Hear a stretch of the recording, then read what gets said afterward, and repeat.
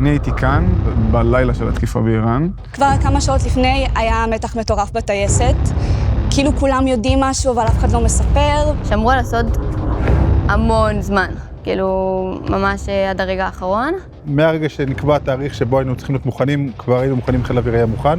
כל פעם היינו קפיץ דרוך, כל רגע זה עוד יום, עוד יומיים, עוד שבוע, עוד שבועיים, וכל הזמן שיפרנו את היכולות עוד ועוד ועוד. היה לחשושים ותחושה שהפעם אולי זה כן יקרה השבוע. בשעה 11:30 הכניסו אותנו לתדריך. כשהבנתי מה בעצם הולך לקרות, זה היה נפילת אסימון מטורפת. צה"ל תוקף באיראן. רואים את המטוסים ממריאים, ידענו שיש לנו איזה שעתיים ככה, שעתיים וחצי עד שהם יגיעו מעל איראן. ברוב התרגשות אני לא מצליח להירדם כמעט, וכל השעתיים האלה אולי ישנתי רבע שעה. ברגע שאתה יודע מה המשימה ומה אתה עושה, הכוחות לא נגמרים אף פעם. בכל הערכות שאנחנו מתחילים, אנחנו יודעים איזה גזרה, אנחנו יודעים בערך מה דפוס ההתנהגות, אנחנו יודעים לומר מה אנחנו נפגוש.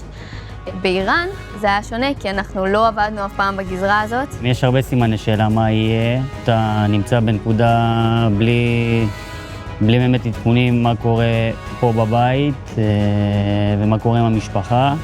אז יש הרבה לחץ. להיות חלק מהטייסת בלילה שכזה זו הרגשה מטורפת. זאת פעם ראשונה שכטייסת אנחנו הגענו לאיראן.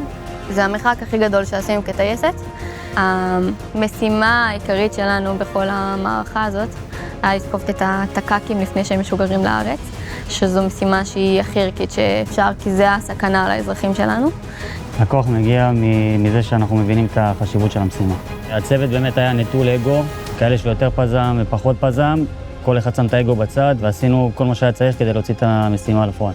היו פה המון פיתוחים והמון דברים של המון גורמים, שכל אחד היה רוצה לקחת לעצמו את האגו, אולי בימי שגרה, ופה כולם שמו את האגו בצד, וכולם פעלו לשם שמיים ולשם המטרה, וזה היה חסר חלק מסוד ההצלחה. הטיסה הראשונה שנכנסתי וטסנו את הכוכב שלנו באיראן היה רגע מאוד מרגש, כי המטוס היה מערבית לטהרן, וראינו את טהרן במתן. זו תחושה מטורפת. להבין שהמטוס שלנו הגיע לטהרן, ושאנחנו כרגע עושים משימה על אדמת איראן. הטייסת שלנו היא משהו חדש. הכוכב הוא משהו חדש שלא מפסיק להתפתח עם השנים. היה גם איזה פיתוח יכולות, שאם היית שואל אנשים לפני 3-4 חודשים, זה היה נחשב לדמיוני.